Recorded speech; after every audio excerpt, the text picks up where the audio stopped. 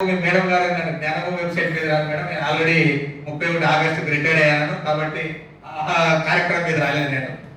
ఏది ఏమైనా అవునా మేడం, కొంత మాతో మీతో ఎందుకంటే విక్రమసింహపురి యూనివర్సిటీలో షేర్ చేసుకున్నందుకు మీ అందరికీ నిజంగా జన్మనిచ్చిన తల్లిదండ్రులకు, మీకు విద్య నేర్పిన గురువులకు నేను కూడా శిరస్సు బాధపడుతున్నాం. మీ అందరూ ఎందుకంటే నిన్ననే మనం టీచర్స్ చేసాం, హ్యాపీ టీచర్స్ డే. అందులో మా మిత్రులు కూడా ఒకసారి నాగసూరి వేణుగోపాల్, డాక్టర్ నాగసూరి వేణుగోపాల్ గారి ఒక్కసారి, ఎందుకంటే నేను జిల్లా కలెక్టర్ గారి ఎందుకంటే జిల్లాలో అమరజీవి పుట్టి శ్రీరామ్ జిల్లాలో ఆయన గురించి జయంతులు వర్ధంతులు చేశాం. ఆ కార్యక్రమంలో మేము గతంలో ఉన్నటువంటి పనిచేసినటువంటి మా ఆనరబుల్ గౌరవ జిల్లా కలెక్టర్ గారు చక్రధర్ బాబు సార్ గారికి కూడా ఈ పోరాట కాలంలో వారికి పుస్తకాన్ని ఆవిష్కరించడం జరిగింది. నిజంగా మా మిత్రుల ద్వారా చాలా విషయాలు తెలుసుకోగలిగాను.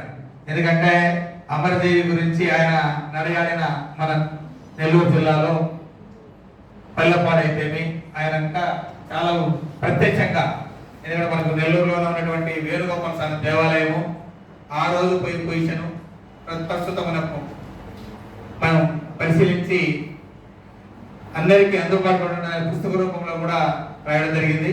కాబట్టి ఈయన చదివిందేమో భౌతిక శాస్త్రమైన జర్నలిజంలో పీహెచ్డీ తీసుకున్నాడు. కాబట్టి వృత్తి చదువుకున్న దానికైతే ప్రవృత్తి భిన్నంగా ఆల్ ఇండియా రేడియోలో కూడా స్టేషన్ డైరెక్టర్ గా కూడా మొత్తం మనం రాష్ట్రంలోనే పేరెన్నికైన ఊర్లు కానీ తర్వాత మిగతా మనము భారతదేశంలో చాలా ఊర్లు కూడా సందర్శించడం జరిగింది. అక్కడ పదవి చేయడం జరిగింది.